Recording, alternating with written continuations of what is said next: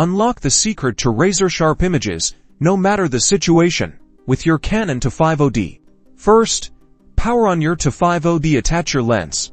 For this, we are using the standard kit lens. Next, navigate to the menu, scroll through until you find the CFN or Custom Functions option and press Set. Once in the Custom Functions, look for the Shoot tab, find the AF method setting and select it. Here, change the AF method to manual focus. This tells your camera you're taking control. Now, you'll see an M appear on your screen, indicating you're in manual focus mode. To adjust your focus, simply twist the focus ring on your lens. Observe your screen carefully as you do. For extra help, enable focus peaking in your camera's settings. This highlights the sharpest areas in real time.